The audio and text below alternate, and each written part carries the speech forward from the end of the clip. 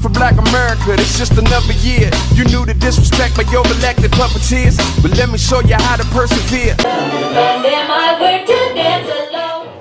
What's going on, y'all? It's your girl Katniss, and to my right I have the lovely Simona on the Nitty Gritty show today. It's ladies' night. We have a lot of topics to discuss, so let's jump into current news. So for current news, we want to basically talk about Ruth Bader Ginsburg, who was a Supreme Court justice, and she passed away.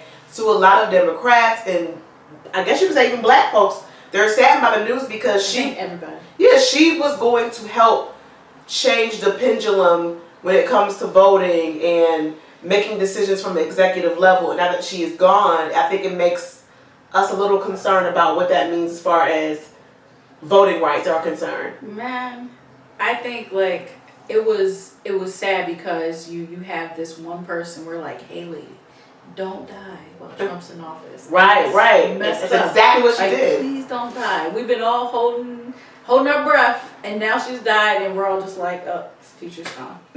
Right. So prayers to her family. Yeah. And just because she passed away, let her legacy be a beacon of hope that nonetheless, you've got to go out there and vote.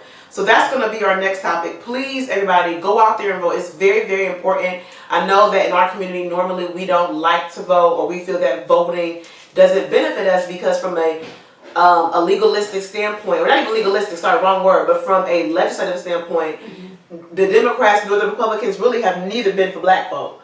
So we're like, why do we need to vote? But you need to vote because the reality is, whether you realize it or not, all the decisions that are going to be made are going to impact you and your family. Hi, Mama Altar. How are you? And then last but not least, as far as current news is concerned, we want to talk about mental health. Just during this quarantine and with all that's going on, you know, mental health is just so important for people to really be in tune with. People are becoming more and more depressed and lonely. And, you know, growing up, I didn't really hear much about mental health. I don't know about you. Mental health? Yeah, I didn't hear much about mental health. Take a nap. I feel like it's a new taboo thing, and so I'm learning, especially in this season, that people are struggling with loneliness, with depression, with negative thoughts. And I'm learning that not only do I need to be an advocate, but I need to be educated on the signs and how to support somebody who may be depressed so that they don't go off the deep end. Right. My aunt, I don't want to share, but I had a family member who had a friend who committed suicide recently. So with that being said, just try to show empathy and compassion for everybody around, because this quarantine, our political atmosphere is a place that I think people are struggling with. Yeah. And so, that's pretty much it. I feel like it's just about everything that's sending people off the deep end. And then you have people like the majority of us where we didn't grow up with, mental health. Take care of yourself. Take care of your well-being. These are things you do every single day to make sure that you're going to be okay. Mental health was kind of like, you crazy. I know. You know? Right. Well, right. you see a therapist. You crazy. That's true. Crazy. And there was a stigma. So you never wanted to say, oh man, I feel sad. Oh man, I'm upset because of this, because it was a big stigma around it. So you kind of like swept it under the rug. Yeah. And now in 2020, you're at home with this rug with all this stuff that you've been just sweeping it underneath, and now you actually have to deal with it. So yeah, it's a difficult thing. Yeah. Lana's comment, I'm fine, baby, you look pretty. Thank you, Lana. Mama said thank you, Mama Denise. Somebody helped me with the lashes tonight, because you know I'm not really good at lashes yet, but she helped me out. So let's jump right into our main topics. So the first topic is about the pay gap with women in the workforce. I want to read this for you guys, and then I'm going to let Simona comment, and we can jump right into it. According to the U.S. Census, on average, black women are paid 63% of what non-Hispanic white men are paid in 2019. That means it takes a typical black woman 19 months to be paid what the average of white men take home in 12 months. That's even worse than the national earnings ratio for all women, 82% as reported by AAUW's The Simple Truth in the Gender Pay Gap. So let's talk about that. Black women are getting paid 63% less than that of white man for every dollar, and we're the most educated demographic in America. Thoughts? Man, first of all, we're in a patriarchy. So you're talking about a system that's set up for men. Yes. Forget gender first. It's set up for men. So of course, men are going to thrive in it. Then when you add race into it, it's set up for white men.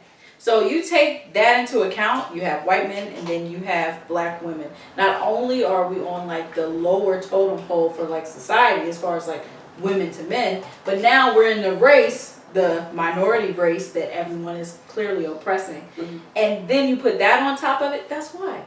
Nobody's listening to us. Yeah. Nobody cares. You think they care? They're just like, oh, you can do every single thing right as a black woman, and it does not matter. They still going to pay you less.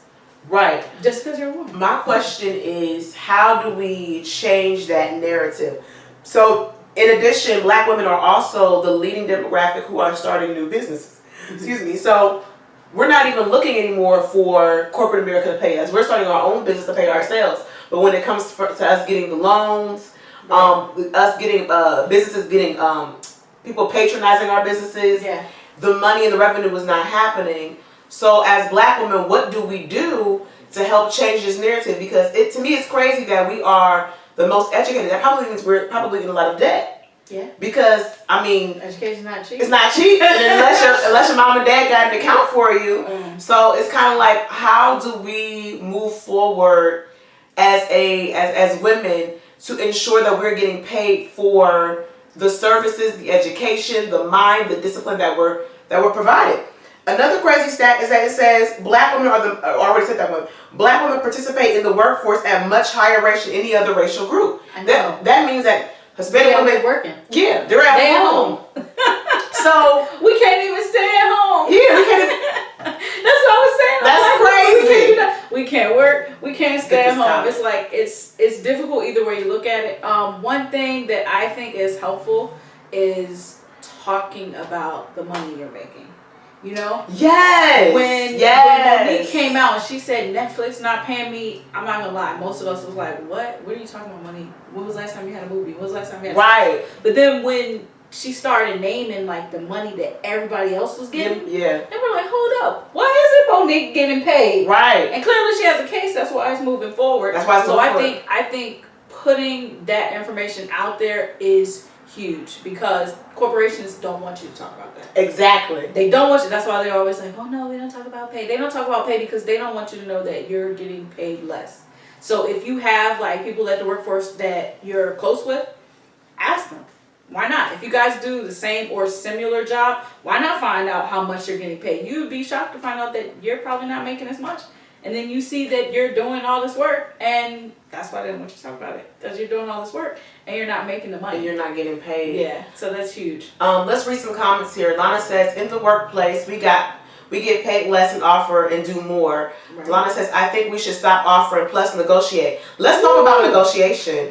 Lana also says, get into those positions that allow for providing for others, bankers, financial, etc. Juan says, we oftentimes don't value ourselves, therefore some don't even realize how underpaid they are. So to Simona's point, I do think that as a black community we don't talk about money. A lot of times in the black household, your parents always say, that's our business, you don't need to know, and they're not sharing the secrets. And I think that in the black community we're just so privileged and honored to just have a job or have a good job that the first offer somebody gives us, we're like, well, that's more than I made in my last job, even if it's only like $5,000 more, so I'll take it. You need to negotiate. So let's talk about it. So when you are getting your offer letter, you have the right to say, hey, I want more money. Or, hey, I want a signing bonus. Right. Or if they say, well, I can't pay you that, well, you can say, well, okay, I see that in your package you offer, this is hypothetical, you offer your employees 21 days of paid time off. If you can't give me more money, I would like to have 31 days of paid time off. You have the right to negotiate your value because the reality is black women are working longer hours. We are more diligent. We're more ambitious. Well, I shouldn't say we're more, but that's not true. That is not true. But we are holding it down for our family. So because of that, we don't have the privilege to say, you know, I want to take it easy. I don't want to climb the corporate ladder. Black women are like, I have to climb the corporate ladder. I have to go hard. I have to work more than 9 to 5. I have to be a speaker. I have to be a therapist. I have to do everything and all things because I'm the one providing for my family. Right. So we just don't have the privilege to sit and decide that I don't want to earn. We have to be earners. Yeah, I can see that. Somebody said it there with about the negotiation piece, Yes. right? This is huge because kind of like when we talk about mental health, who told us how to negotiate, you know? Like, what if you didn't grow up with people that bargain? So you're like, oh, they're like, negotiate for a better wage. Like, first of all, if you grew up with all this mental health and anxiety and all this other stuff, you've never even had like that opportunity to practice negotiating. Exactly. So they tell you negotiate. It is a skill. So they tell you go negotiate to the employer, and you're like, okay, I want more money. The employer's gonna be like, no. First of all, no. Everybody wants a job. Why would I give you more money? Right. What if they don't know they need to have counter for that? You know? You're right about that. I didn't even know what value proposition was until I got to my company. Look it up, guys. You need to be able to clearly convey your value proposition, and that's how you negotiate. And to your earlier point when you said we don't talk about money, we have to start talking to one another. Hey, girl, like if I'm bringing you into my company, or vice versa, I don't know all the ins and outs, but I don't think there's anything wrong to say this is what you should at least be asking for. Okay. Like giving each other insight, giving each other nuggets, talking about negotiation. Yeah. Maybe that's a little business class we could offer to say, let's practice our elevator pitch. Let's talk about how we negotiate, because when it comes to like 6 figures, I feel like in the black communities, like people always say like, oh, if you make 6 figures, you made it. But in reality, in this area, 6 figures ain't nothing. And sadly, 6 figures to black people was like the lower 100,000s. 6 figures to other people was like 500,000, 900,000. Right, That's 6 figures for them. Right. And they're making it annually at one job. At one job. At one job. So it's like, for us, you know, getting to $100,000 is like a success story. It's like, no, we're being underpaid. Like, everybody else in all the different sectors, they're making $300,000, $400,000, almost $1 million. So we need to start talking about money and stop this secrecy of, oh, I can't tell you how much I get paid. And if your friend does give you the insight of how much they get paid and it happens to be high, don't assume that they should just be there for your beck and call and pay for things. That's not cool. That's irritating. Comments? Big comment on that one. Like, the first thing too to that is, and I'm kind of speaking for myself, we gotta drop like the ego. Oh yeah. Because it is really hard asking people for financial advice. Yeah. You know? Yeah. And you'll have some of your friends that you see and you think they're doing just absolutely amazing. Like you said, they got these 6 figures, they got it. And then you kind of get a glimpse behind the curtain and it's like, oh no, they really don't got it. No. And it's because they've been chasing what we've all been chasing. So getting rid of the ego is a big thing. Being open to taking advice from people. Right. And just humbling yourself. Because, you know, sometimes we don't know. Like, there's a lot of stuff I don't know. Yeah. And I'm learning. And I'm still learning, okay?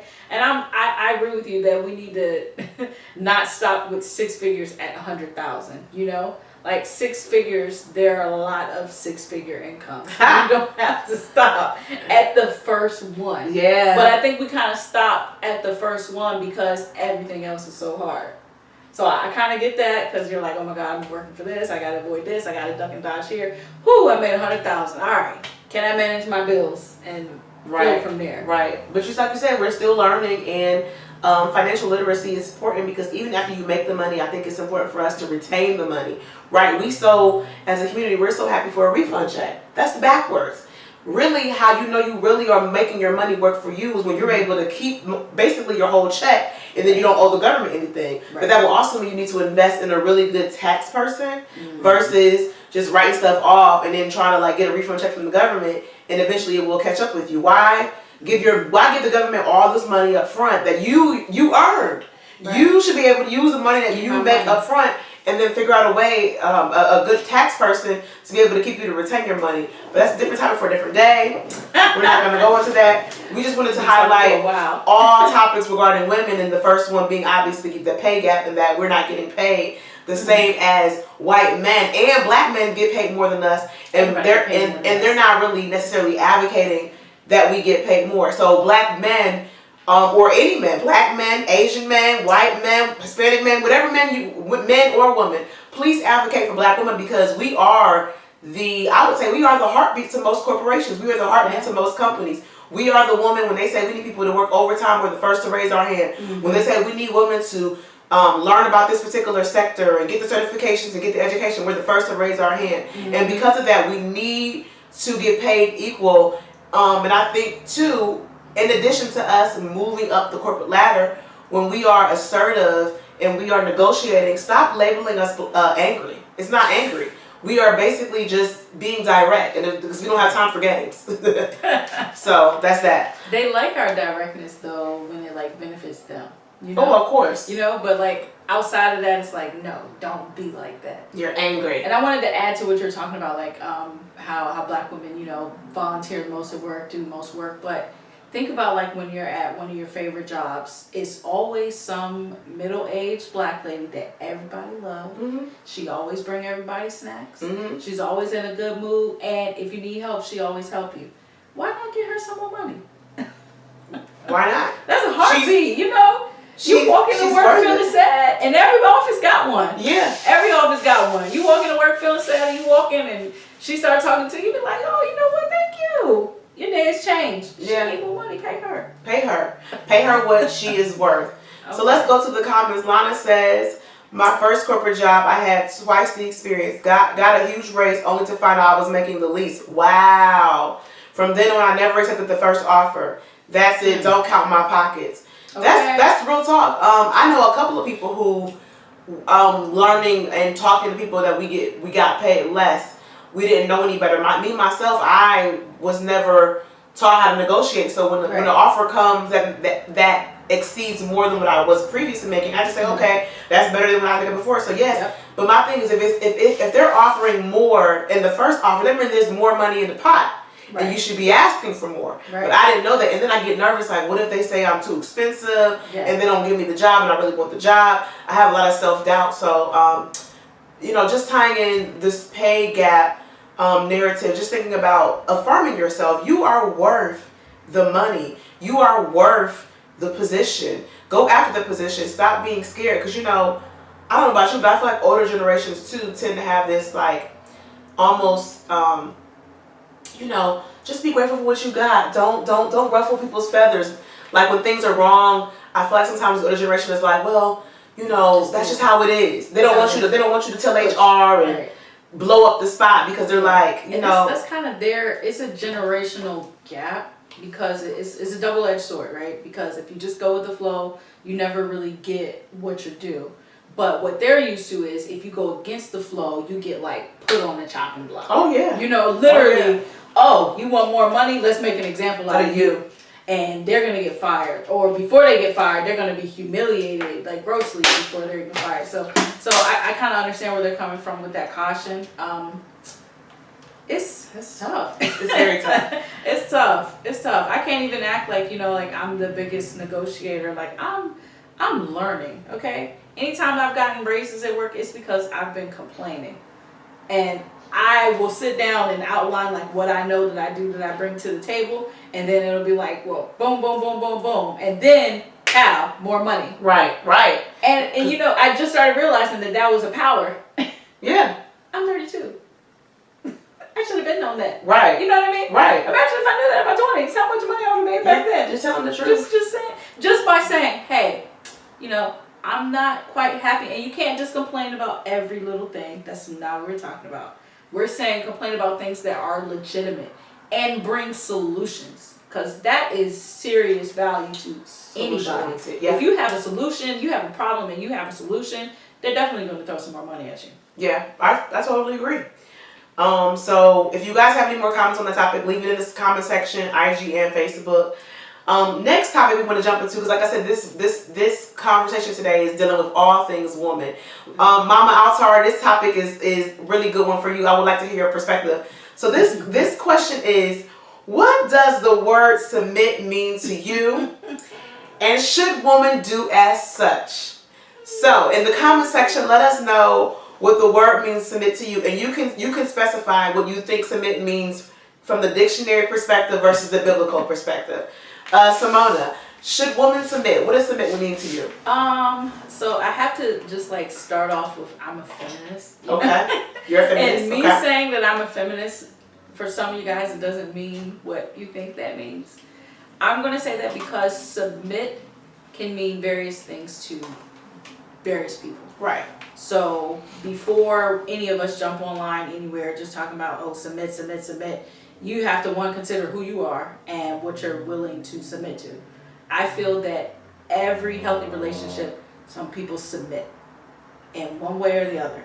Now, as women, when they say submit, I think because of how society is set up, we automatically assume like, oh, we cannot challenge anything that our man says. Right. And I don't think that's necessarily what it means. Maybe in some households, it's like my woman submits to me, meaning I say and I have the final word.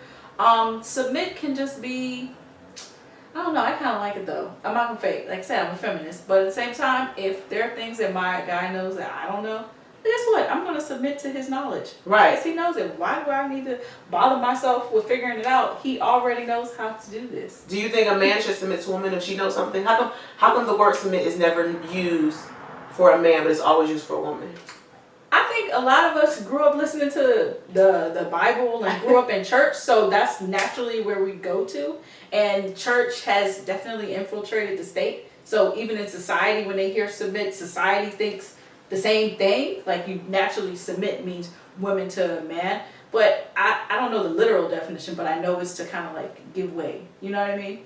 So everybody can submit to each other. There's nothing wrong with submitting as long as everyone's okay with it. You can't just say, oh, I was about to say something bad. Oh, I'm the man, you have to listen to me. But there are men who say that. And that's there are definite men who throw that Bible around like, I'm the man of this house, so you go submit to what I say. Right. That's exactly their approach. Right. Some comments. Juan said, got to bring solutions for sure. That was the last topic. He said, submit seems to be a trigger word. I'm assuming for women, yes it is. Right. Lana says, submit means selection. Lana says, and you have to be a leader and you have to be strong enough to do so. Okay. I think that for submitting, you have to be a man worth submitting to. I'm not going to submit to foolishness. And I think that goes from any woman. If you don't have yourself together, if you living at home with your mama, if you don't know how to wash your clothes and you still got boo-boo in your drawers, we talked about that last time. You are not you're not a man worth submitting to. Yeah. I need to see that you actually know how to lead a family. Do you understand financial literacy? Or do you have good habits when it comes to finance? Are you a man of your word? Do you have integrity? Do you lie? Do you cheat? Do you steal? Do you have bad character traits? If that's the question, no woman in their right mind will submit to you. Man. Submission is the presence of a man that understands the value he brings to a family and how he covers the family is going to automatically cause a woman to yield to submission. Woo. So let's talk about definition of submission. Come on. Submit is defined. Oop, hold on. My computer went off. One sec. Oh, here we go. Submit is defined as accept or yield to a superior force, to authority or will of another person. So I don't really like the word superior or authority because in a marriage, I don't think that there is a superiority. I think that a marriage is a balance by a woman and a man. We bring opposite value, but it's equally weighted, and we are aligned to go to God. But I do think that there is a responsibility for a man to lead the household and the covering thereafter. There's more pressure on a man to provide. There's more pressure on a man to be an example. There's more pressure on a man to provide that emotional covering so when times get tough, a man is the one that the woman can lean on a hug and say, you know, we got this, versus a woman, you know, we're a little more emotional. We might cry about it, but like, dang, what we gonna do? A man's gonna be like, I got it figured out. But like I said, ain't no woman, and I'm saying ain't on purpose, ain't no woman in her right mind, especially no educated black woman, okay girl, because we educated, gonna submit to no man and no foolishness. And I also think that's true for men, you know? Because we're always talking about, as soon as we say submit, we assume it's the woman. A man's not going to submit to a woman who's got a bunch of foolishness either. No. And they could be bringing most of the foolishness and they won't submit at all. But I think submit should really be like a case by case thing. And I I kind of do believe there are superior ideas, there are superior ideologies, because in some households you see some people like Trump. Yeah, I'm going to say Trump because I hate him. So if that was in my household and my boyfriend liked Trump, he needs to submit to the idea that Trump is a terrible human being. And he would have to submit to that. He would have to submit. We're not going to be together. Right. You know what I mean? Like, there are some things where like, I guess in issues of like morality, like definitely submission would be huge. But I don't think submit should be a bad word. I also don't think submit should be a word that we automatically assume a woman submits to a man, because men can submit to women also. I think if everyone just submits like equally, little bits every day, little bits every day, I think that's healthy. You know, I like that. Every day, assessing the decision that needs to be made, and then therefore submitting to whoever has more expertise or more knowledge in a certain subject area. Right. I wanted to bring in the Bible because we took the word submission from the Bible. Mm-hmm. So the biblical definition of submission is a wife making a choice not to overtly resist her husband's will. And it's funny because I can recall some of the older couples and some of the stories where they're literally having a different perspective than their husband, but then they get quiet. They say, you know, I just let him do what he wants to do. I just let the man lead. So I think from a biblical sense, I think when they say overtly, maybe submission from a biblical sense is, you know, maybe you disagree at home, but in public you make your man, you know, look like the man. You make him look proud and things of that nature. And I think that, I get it, you don't want to embarrass your husband, but I also think with ego, if something is wrong, something's wrong. For example, if I'm on a road trip and we've been driving for 5 hours and you're going the wrong way, I'm not going to just sit there and be like, oh God, baby, you're just the greatest and you just know where you're going. I'm going to be like, sir, let's pull over. It's obvious you don't know where you're going. I'm tired. The kids are tired. We need help. Why are you doing this? And I need for my husband to submit to the fact that, putting his ego aside, you don't know where the heck you're going. I feel that. I think like with the biblical sense of submission, that makes sense. But like when you think about the words used overtly, like I think that in most churches they're using it to shush women too often. Yes. I don't think there's anything wrong with a couple saying, hey, outside of this house, people don't need to know how we bicker. Yeah. You know what I mean? Come in the house, curse me out, say what you need to say. But when we're outside, nobody needs to see us going da-da-da-da at each other like that. Yep, I agree. So I think people need to submit to each other in that aspect. I think, I don't want to say the Bible has to be out of it, but I have to say for everyone's household it's different. So if your household, like, that's what you believe in, that's your man needs to be at the top of the house, and that would like equal submission. That's not a bad thing because of everything that you just explained. Right. What would make you submit. So that means your house is already okay. Right. So if you overtly go against your house, that's not okay. Yeah. You're sowing discord. Like, what are you going to get from that? Sowing discord. You're not going to get anything beneficial Come on, to Simona. that. Yes. So in that aspect, like, submission makes sense. But it makes sense based on your definition. For me, we need to continuously submit to each other. So is it going to be fine? It's going to be fine. Because when we go out and about, nobody's talking negatively against the house. Yeah. They don't even know Yeah, that. and in the same verse in the Bible, when it says, you know, submit to a man, the Bible also talks about to husbands. He challenges husbands and says, you know, love your wife as if Christ loved the church. So I think it's a balancing act. Like we said, I don't think it's women should just be docile and sit quietly and just do whatever her husband wants. However, we know from historical aspects that religion has been used to control women, and there are certain women who do fervently believe that I have to do what my husband says or treat like a second-class citizen. I think that there is a beauty in a woman having a voice and her man celebrating that. Yeah. Like allowing her to also make decisions and be at the helm of certain aspects of the marriage. Right. So there are some comments here. So let's go back for a second because we got some big comments. So Lana says, and you have to be a leader and you have to be strong enough to do so. Yes, submit has been looked at negative. It's not. Juan said, should you marry a man who you won't submit to? No. Excuse me. Siobhan. Hey, Siobhan, that's my cousin. Siobhan Cook, she says, Most women will submit if the man is strong enough in all aspects of the relationship. She has to feel she's with a man, not a boy. Come on. Ooh. But at the same time, you have to be a woman about yours in all aspects of the relationship as well, as it's balanced. Lana says, yes, submission is about strength. Lana says, my husband and I have a decision free and we have a saying. We have a decision free and we have a saying. I guess her decision is dissension in public is betrayal. Oh, okay. It's a balance. I love that. Mama Denise says, submitting to my husband is not a negative, and it depends on who you are and how you value your relationship with one another. But it's all about you, and you would never do that. But when it's about both of you as one, it's not hard. I submit any day. Of course. Lana also says, love your wife like Christ loved us.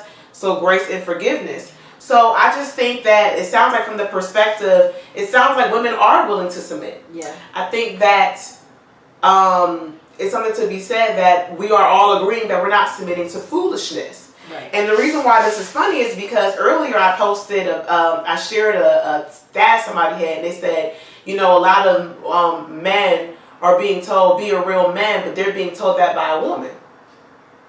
So I'm saying that because we're saying as women, we don't want to submit to foolishness. Right. Right? So men, there's a propensity, right, of men running around and acting in foolish manners or childish behaviors.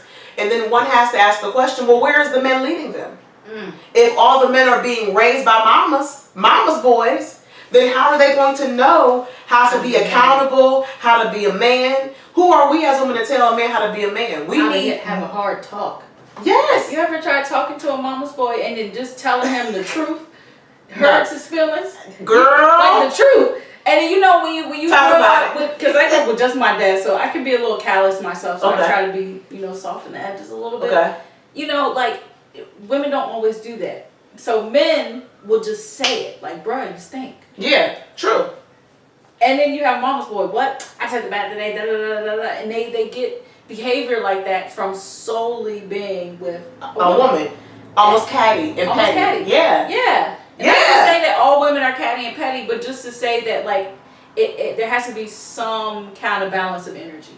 Oh, yeah. Always. And unfortunately, in our community, you have a lot of men who want to be fathers, yet you got these women who controlling the decisions of, you can't see your daddy because I don't like him, yada, yada, yada. Right. What I'm trying to suggest, ladies and gentlemen, is that if a man doesn't want to be a part of your kid's life, that's one thing. But even in that decision of him not wanting to be a father, as a woman, you have a responsibility to put a male role model in front of your boys. Okay. You cannot teach a man how to be a man. And all this babying creates these big baby men, big baby men who got boo-boo draws. Okay? Or can't hear the truth. And can't hear the truth. Big baby men who don't like women, who want things catered to them, who don't want to be accountable. They don't want a partner. They want to duplicate their mama. Ooh. Which is not cool. Ooh. Because, like you know, it's not cool. Like, you can't go out and I can't do everything for you. Like, mama, you didn't come out of my vagina. I don't love you that much. I love you. Let's talk about it. You know, especially these men who want you to cook and clean and don't know how to clean themselves. Like I get it. Don't get me wrong. Cooking and cleaning and all that stuff when you love somebody is great because it's a part of the household. Somebody got to do it. But when you're talking about, like, just one person has to do it just for the sake of you're the man, you don't do that. I don't believe in gender roles. I have a problem with that. Yeah. I have a problem with that. No, don't get me wrong. In my house, I do a lot of the cooking and the cleaning, probably majority of it. But that's because I enjoy to. That was our setup. That was our situation. And so your setup is opposite of mine because in and Juan does more cooking than I do. We share the cleaning responsibilities. I'll do the bathroom, he'll do the kitchen, or maybe I'll do the kitchen for 1 week and then he'll do it. I mean, really, it just depends upon who has more bandwidth. There are some weeks where I'm head down at work and I have zero time. Right. And he's like, okay, I'll cook, I'll clean. And then there are times where he's busy with stuff and I'll cook and clean. So it just depends. But I don't believe in gender roles. Right. But I do think that if we're going to talk about marrying men, we need men to be raised and influenced by men. We can't be the ones to control raising the babies, raising the boys, and then they get to become a grown adult. And then we're upset when women are saying, hey, your son is not meeting the standard and I can't submit to it, and we're like, my son is the best. Right. Let's think about it objectively. Is your son the best? Let's think about it objectively here. Or did you basically do everything for him, therefore you stunted his growth? Because there is a saying that in the black community, mamas coddle their sons and they raise their daughters. And I fervently believe that's true. Because black women, look at us.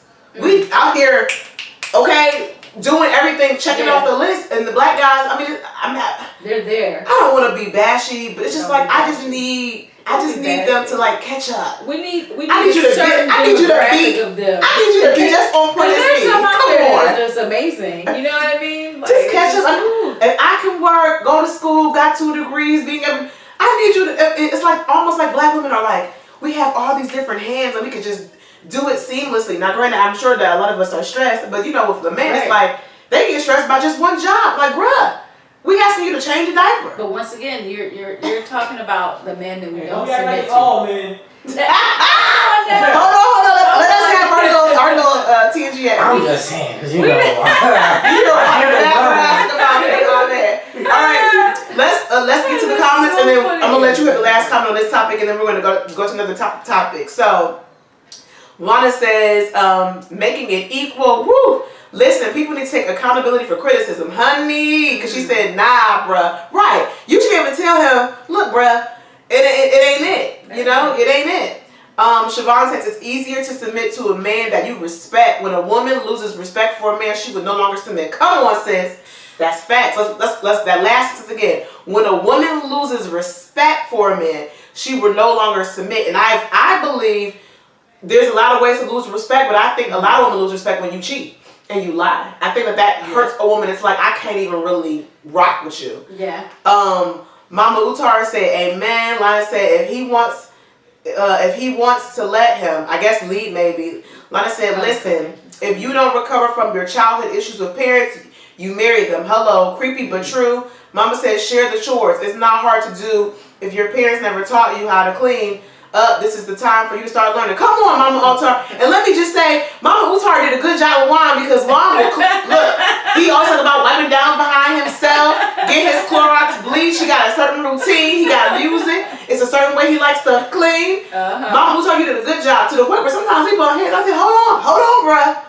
I prefer this cleaner and this kind of way to clean. You prefer that. Now, if you gonna let me clean it, let me clean it. Because Juan gets to try to micromanage how I clean. And I let him know, like, either I'm going to do it or you going to do it. Because we both can't do the clean at the same time. Not at all. So, Lana says, hire someone monthly or quarterly to help with chores.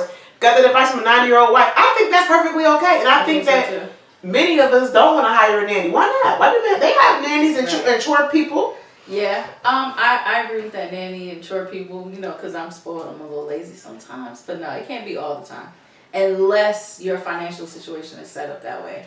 I don't think I had any other comment on the submit. I think they kind of reined it in. Everybody reined it in, and I would just say that, let me just make sure this disclaimer. I am a huge supporter for honoring men and for men being with other men. I think men need to have social groups of men. Yeah. Men need to be raising and influencing boys, and so all of my rhetoric, I know it sounds like, oh, you bashing. That's not my intent. It's just that I see a huge disparity in our community with too many women influencing how men act and should behave. And we need masculine men to take, it's kind of like back in the day when they would take the boys out to go hunt. Right. They need to be around other men. Talk to other men. So that hunt. You can ride bikes or something. I don't know. Yeah. Something. Men need to be with other men. Like in my household, my father made it very clear when my mom sometimes would try to, well, Chris, my brother would be like, that's my son. And he would literally like, come on, son, let's go. They would go out and have a conversation, and Chris would come back like this. But I knew what time it was. Daddy told him, this is how you gonna act. Whatever he told him. My mom said, relationship and responsibilities are shared. When both parties have a genuine interest in the family unit, you have a successful marriage and relationship. Okay. So you're getting advice from Mama Hawkins, who's been married for 41 years, Mama Denise, who's been married for 35 years, and they both say that shared responsibilities helps with the family unit. So enough on submission.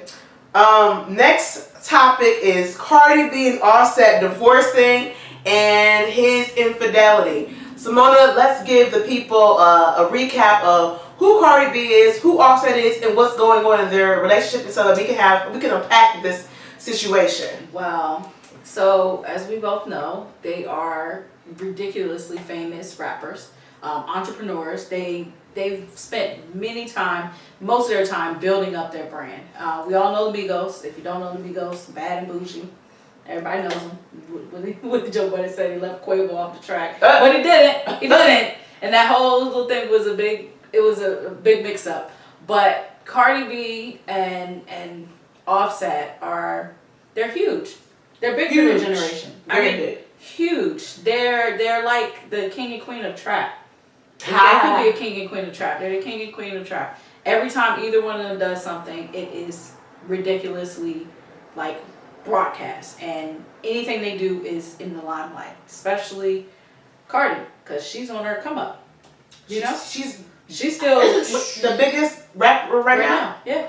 I was like, every time she drops something, it goes to #1, and people hate her. Every time she drops something, people hate her, but it goes to #1. And I think the hate kind of fuels everything to go to #1. In this situation, she had already taken him back from cheating. Okay. Before getting married. I believe it was before they got married, because she was still pregnant. Yep. She was still pregnant. So she was pregnant and she took Offset back. Okay. Yeah, and then they got married, and then they had the kid, and he's still cheating. He still cheated, and now he's still cheating. Filing for divorce. So let's unpack this. The question I have first for you and the viewers is, what do you think it is that makes a woman marry a man knowing his history of cheating? I think that sometimes women think, well, maybe he's going to change. What do you think? Why would a woman marry a man that has already publicly disrespected her with cheating? That's the first question. What do you think? What would be the reason? So a couple things going on in that. Like, first of all, she's older now, but she was younger.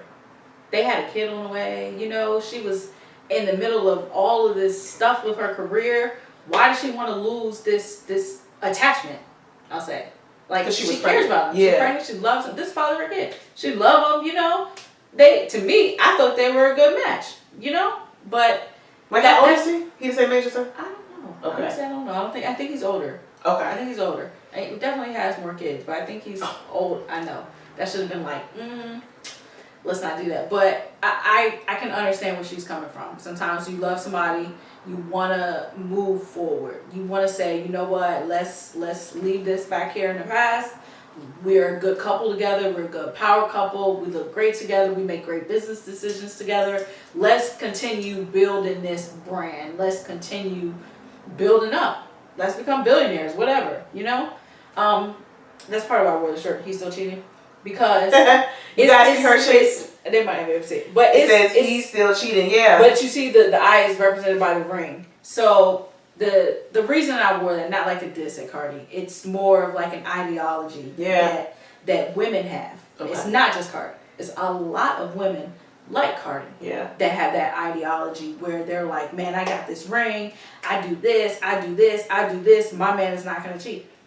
He's still going to cheat. And he still cheats. He still cheats. And it came back to the beginning where I think you may have been feeling what I felt when he cheated when you was pregnant. That was like, oh, nah, bruh, you got to go.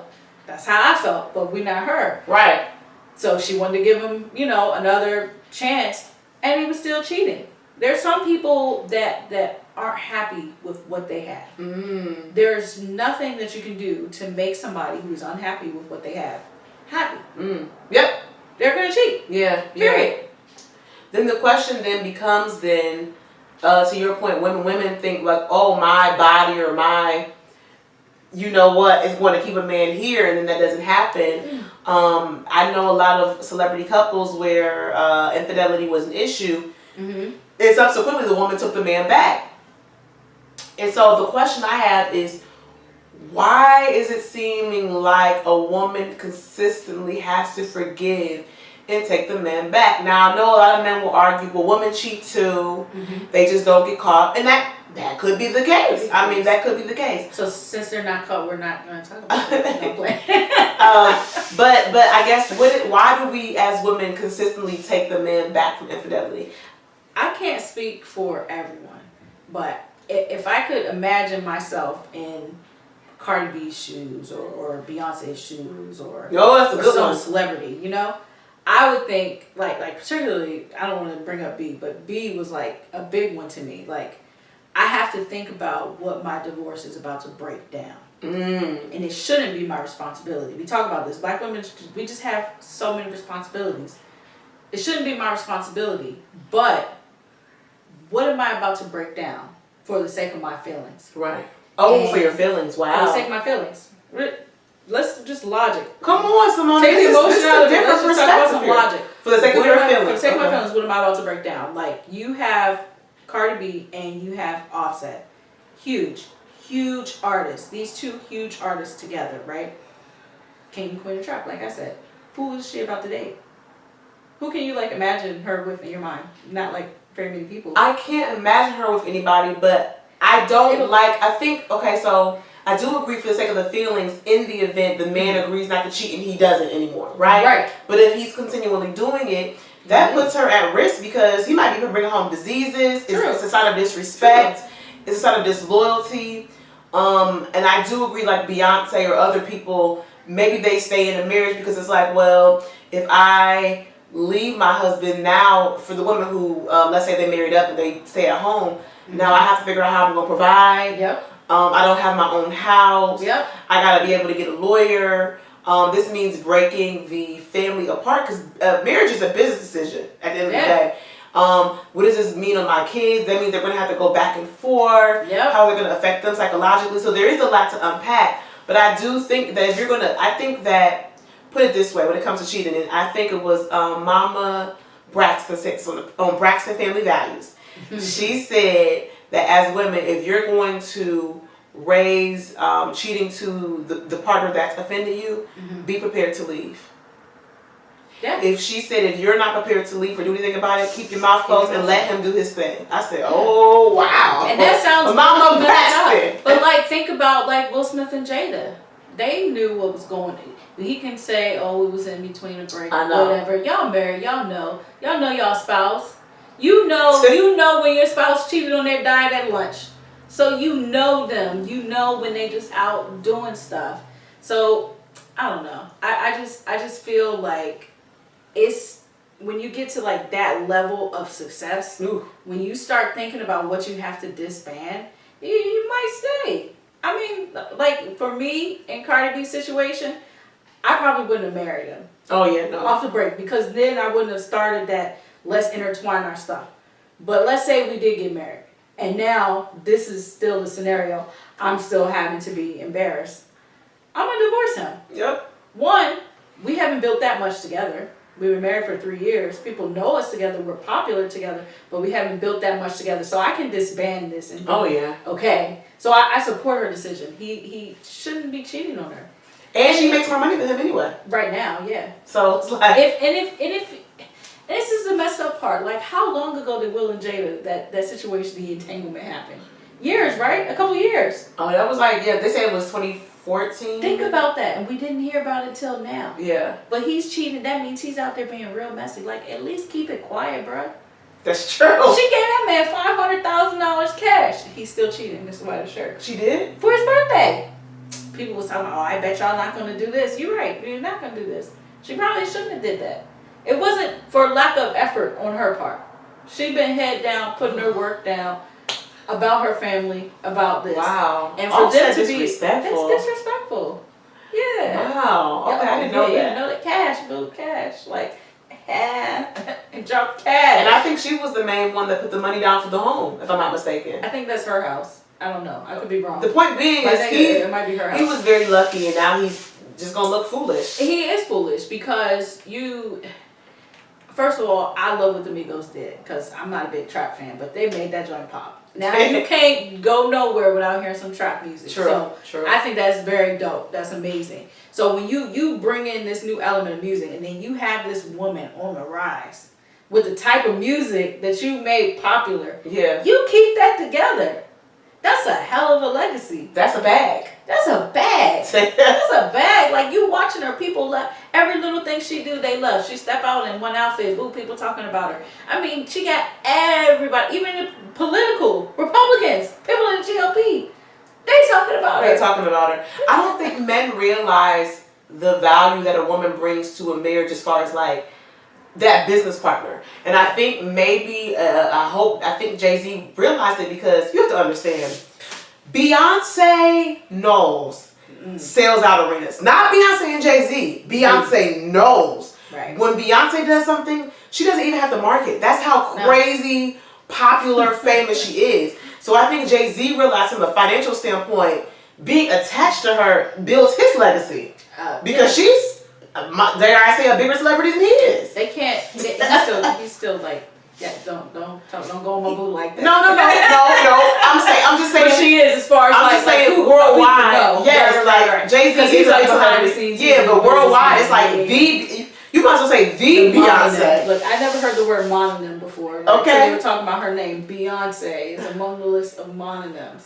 So like that's serious. Yeah. She's up there with Michael Jackson. Beyonce. Yeah. That's it. Everybody knows her. Yes. I can't think of people who don't know who Beyonce is. Yeah. Everybody knows her. So you're right. That's not just like a business decision. That's a legacy decision. That's what I was talking about. Like you got to think about what you got to unpack. You got like Beyonce and Jay-Z. Like you can't unpack that. First of all, I am hurt that he cheated. I'm hurt with her. It's not even my man, but I'm hurt. You can't be doing that. No, I was like, oh. You can't. We look up to y'all. Y'all black excellence. You can't do he's too old for this too now. You can't do that. But I mean, at the same time, I understand that powerful men have cheated for eons. And women throw themselves at them. Yeah. They're in places where very attractive women are throwing themselves at them all the time. So I will say I empathize with maybe it might be difficult to withstand when women are like gorgeous women from all over the world are saying,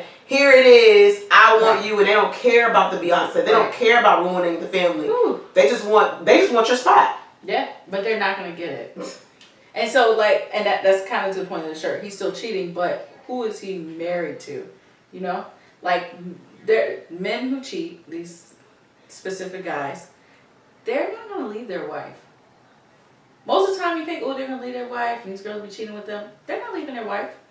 Think about who their wife is. That's the mother of their kids. Mm-hmm. You just met him and you threw yourself at him. He's not about to stay with you. Yeah. That's not a situation that's going to happen. Yeah. I don't get it. Well, we got a couple of comments from Mama Utar. She says, happiness comes from within, not from another person. Mm-hmm. Mama Utar says, you can have a person that is totally honest and respectful to everything that's good, and some people are still not happy and do the wrong things. Yeah. And that's true. So on that note, and for our last topic tonight, because we are getting ready to be out of time, I want to talk about sexuality versus wholesomeness. Is there a balance? Can either be considered too much? Because in this day and age with WAP and women dressing the way they want to dress, women are like, listen, I should be able to dress the way I want to dress and be respected. And then you have the women who are, wholesome these days, and they're like being called pygmies, and it's almost like the pendulum has switched to a different way. Like before it was about being covered, being wholesome, being respectful. Now I feel like the pendulum is switching to be sexy, be out here, embrace your sexuality, and men better get in line with what we do with our bodies. So the question is there such thing as too much? Yes. Okay. And no. Okay. Yes, because there's supposed to be a such thing as too much. I feel like everything's supposed to have some kind of balance. Okay. Right? Everybody can't be, as you say, a pick-me.